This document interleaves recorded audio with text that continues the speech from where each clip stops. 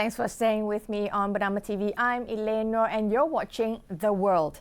Today, we look into the 13th Malaysia Plan, or RMK13, themed Melaka Semula Pembangunan, which simply means redesigning development. In the studio, joining me is DATO VALLUVAN, Deputy Secretary General, Macro, Ministry of Economy. He's going to help us unpack the goals and the bigger picture behind this national blueprint. Welcome, Dato. It's a pleasure to have you in the studio, and I'm sure the viewers out there are also excited to hear our conversation.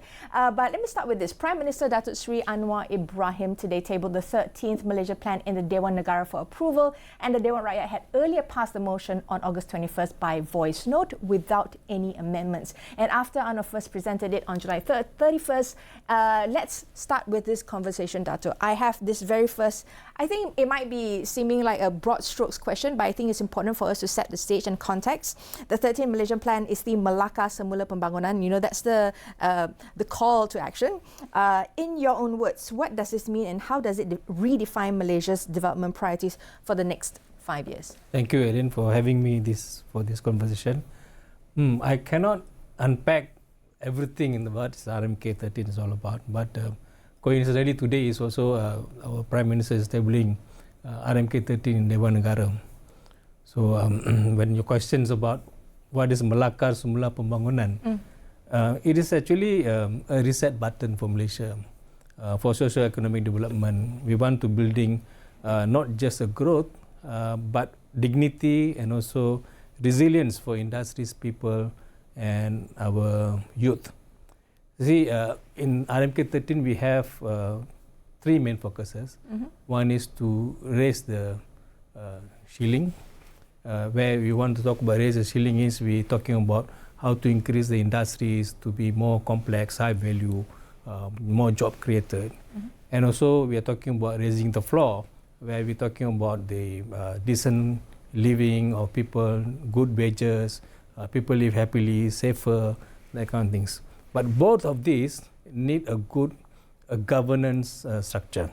And also that is a good governance is important. So these are three main pillars that we are talking about in RMK13. So for the industries, what they're looking at is they want more industries to be being looked at, more sectors, more return of investment when they invest, a good stability.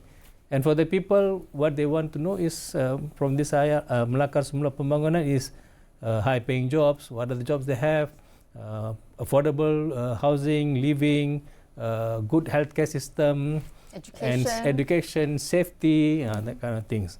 And money in their pockets. Money in their pockets and food on the table. Yes, food on the table. Yes. But for the youngsters as well, because they are very future generation, they're also thinking about good opportunity for them to work and good wage, the salary that they wanted, and opportunity to do a lot of business. So these and also growth. They want to have future growth. Exactly, they want the future growth. This is what RMK13, where we talk about Melaka Semula Pembangunan. So in a nutshell, Melaka Semula Pembangunan means industries climbs up, higher, people live better, and the youth sees the future right in Malaysia, not elsewhere. Because I think you brought a very important point. A lot of people are looking elsewhere because they feel that they might not have that future. Especially, we always have this talent schemes, right? We want to retain our talents. We want us to have the best talents contribute back into Malaysia instead of looking elsewhere, because they find that they are remunerated better or they are appreciated more. We should not have that sort of sentiment that is prevailing. It should be that we are valued more here, that we are important to the nation building, as you're mentioning here right now. Correct. Correct. But one of the things is that this is what RMK13 is like to give an opportunity for the youth, saying that right here, we have an opportunity.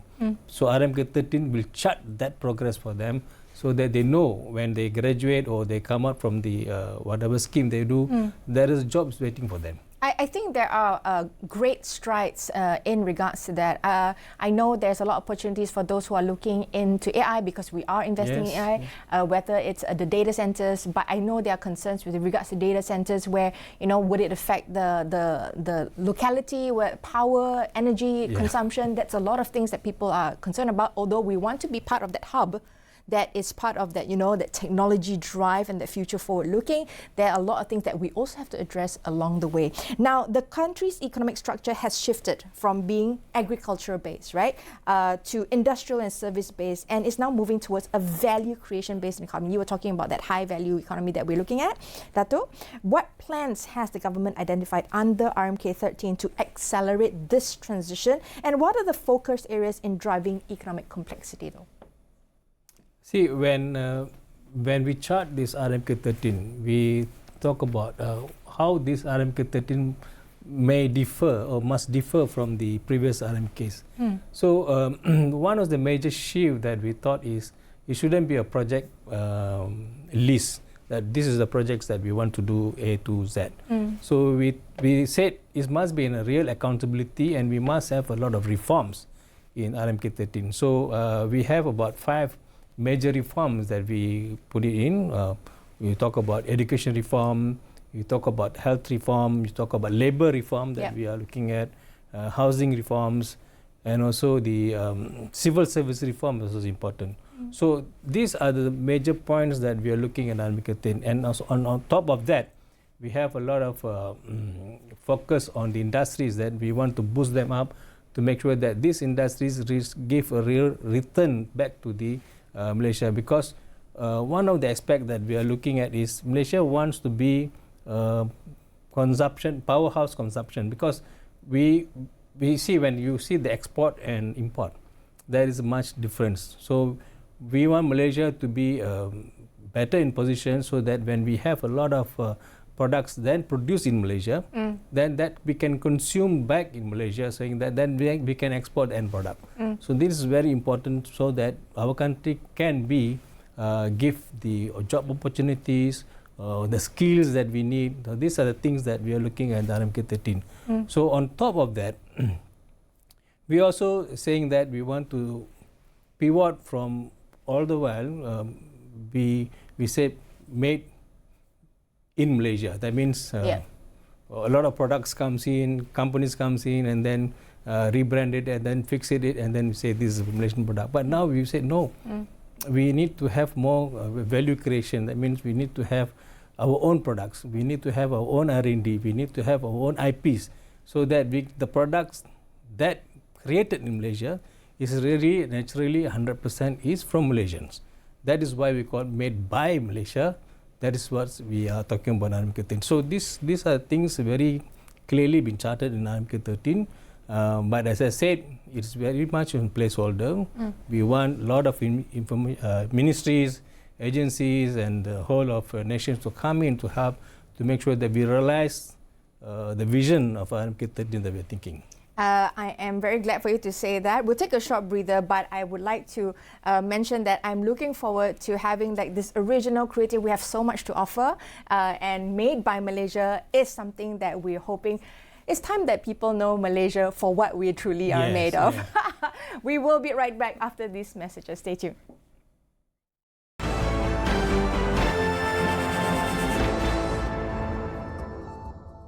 Hello, thanks for staying with us on Bernama News. You're watching The World with me, ELANE. I'm speaking to Dato' V. VALLUVAN VELOO, Deputy Secretary General, Macro Ministry of Economy, and we were speaking about the Malaysia Plan, or RMK 13. We were discussing earlier, Dato', about Melaka Semula Pembangunan, redesigning development, and you covered quite a few salient points, but I would like to dive into the next question here. Chapter 2 of the country's economic structure has shifted from being agri-based. I think I covered that earlier. Chapter 2 of the 13th Malaysia Plan focuses on advancing Malaysia's economic complexity. Could you start by outlining the main priorities of this chapter? And why do you think these priorities are important for Malaysia at this point of time? Yeah, I'm glad that you managed to go through chapter by chapter in RMK 13. Okay. Chapter 2 sets out the roadmap to shift to a value creation based economy. advance economic complexity, and also to enhance economic competitiveness and sustainability. So the idea is not to just grow faster, but we want to grow more broadly, so the country is less vulnerable to shocks and better positioned to lead the strategic sectors. Makes sense, yeah. So the plan identified the 10 key priorities. So I'm talking about high growth, high value sectors, strategy sectors that we are talking about, semiconductors, E&E, digital technology, rare earth and all that. So, and also we identify green economy as one of the sectors. We talk about blue economy in RMK 13.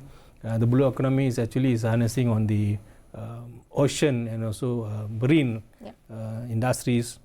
Food security is very important, so we have identified that as one of the things that is important, and we have I think one of the key enabler in RMK 13 for us to be in that Melaka Semula Pembangunan is R&D. Because that is fundamental for any nations to become a more high income nation is R&D. So our investment on R&D is still low, but we're trying to push it up. Productivity and competitiveness, flood mitigation also is important for us. Of course, public transport infrastructure, efficient, reliable system to support mobility, and also the economic activity. Scaling up SMEs. MSMEs in Malaysia is form biggest contributor to our economy because of their background of SMEs, even though they are 1.4 million established companies in Malaysia. SMEs contribute not significant enough to boost our GDP. So we want scale up the SMEs to make sure that they are part of the economic development that we want, because 70% of SMEs in Malaysia is still on the services side, and even that also more than 60% is on the micro services. So micro means less than 5 people. And also the one of the main changes that we have done in RMK 13 is the empowering the third sector, the social enterprise, everything, because the third sector is very important to co-join with government to help to build up the what we call the raising the floor that we talk about. So these are the things that basic key priority areas that we talk apart from the reform that I've said. But you did mention with regards to like raising the floor and MSME being not enough of a contributor with regards to the slice of the pie.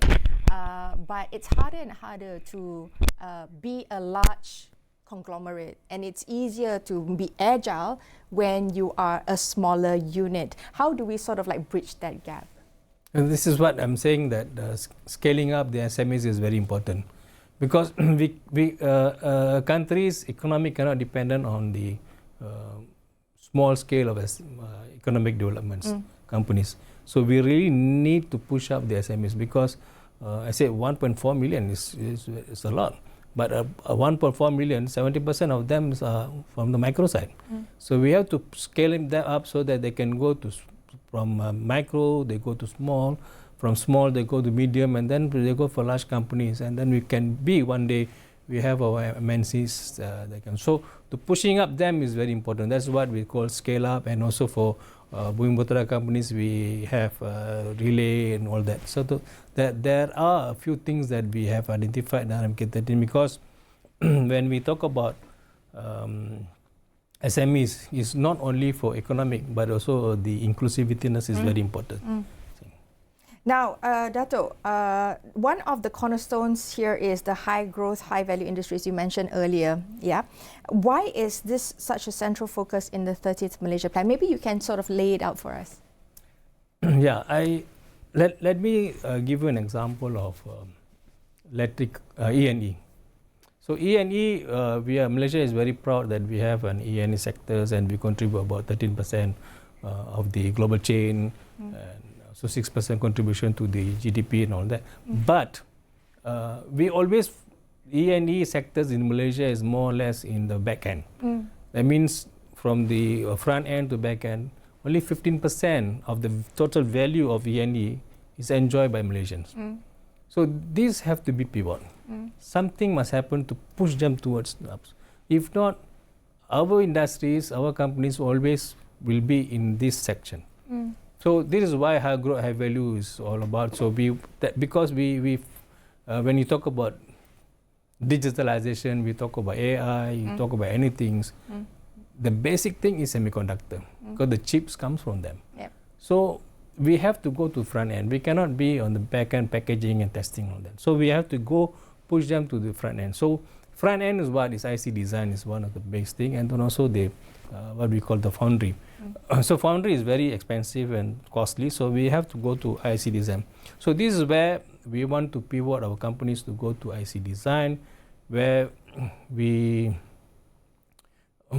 how to say that we have to create more IC design companies, our local engineers, IC design to design the chip, and that chip can be used for automotive, not only vertical. I'm talking about the horizontal side. We're talking about automotive. You're talking about medical side. You're talking about aerospace. So many things can happen. So much opportunities there. Yeah, we'll come back and touch on that a little bit. We'll take another short breather. When we come back, we have more interesting questions. Stay tuned. We'll be right back.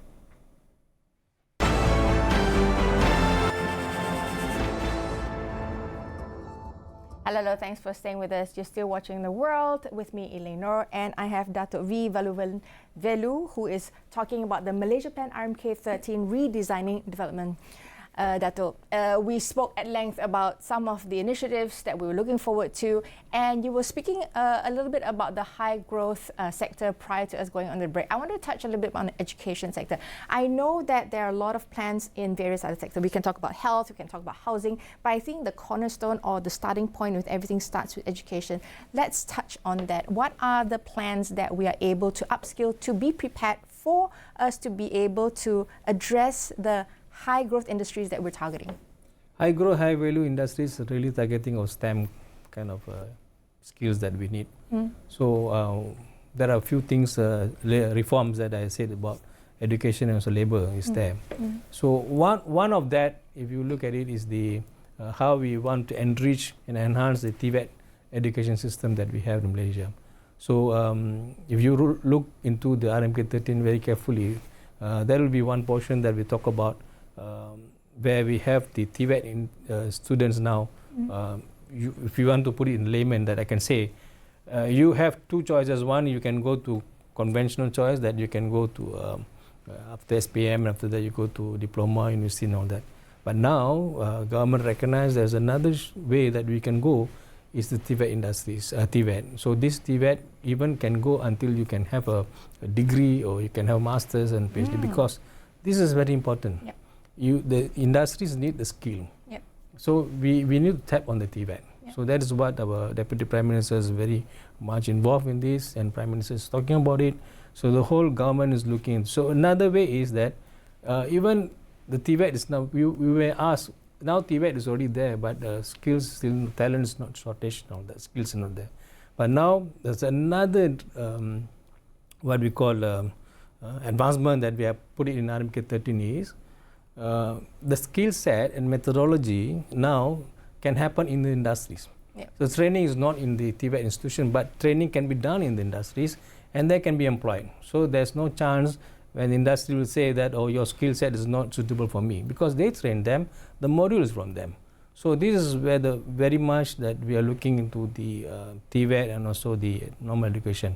On top of that, we are creating the IC design, everything. So when this IC design, they really need good engineers.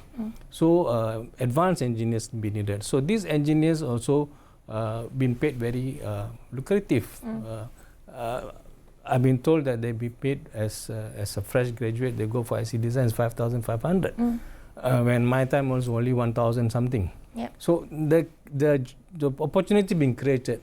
So there is a lot of chance that people can, students can go for STEM, and then they can go for engineering, and then now they can come out and work in IC design, which is giving a good salary for them. And this is where it should be going. Employment-ready graduates with lower youth unemployment, because I think that's a real concern and a real worry with a lot of children who are just going into studies, universities, whether they will have a job coming out.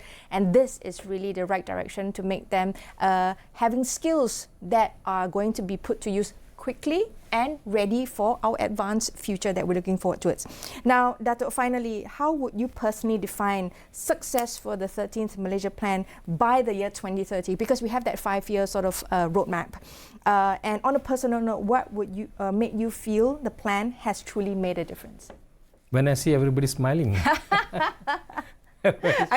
We are friendly people, so we generally do smile even through our pain and through our suffering.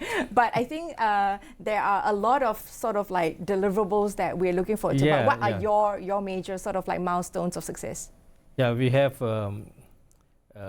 set certain KPIs in RMK 13 that we talk about.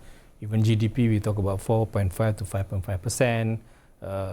GNI per capita is about 77,000. Fiscal deficits below 3%, and wages to GDP that CE is about 40%. Equitable development for all states in Malaysia. And then for youth, we're talking about employment that is suitable with their jobs and their skills. But on top of everything, as I said, even though I said smile, but we really want not only the numbers in GDP, but we want that numbers to be translated to people, ordinary people. So that's why I said at the end of the 2030, we see people are smiling, they're happy, they feel safe, they have affordable house, they're living decent living. So that is good enough for RMK 13. Thank you so much, Dato', for sharing your thoughts. For me, it's going to the grocery and feeling like, oh, I can afford to buy this, right? That's where everybody is looking. Malaysian-made products. Buy Malaysia, for Malaysia. And this is all about, thank you so much. The 13th Malaysia Plan is about reimagining growth, opportunities, and what progress means for Malaysians in the years ahead. We'll be watching closely as these plans take shape on the ground, as we will like to see it delivered, not just the plan. And that's all for this broadcast of Bernama World. The Nation comes on shortly. I'll speak with the CEO of MyJadil. Look out for that. We will also look at what the plans are for Malaysians to access public services. That's all for now.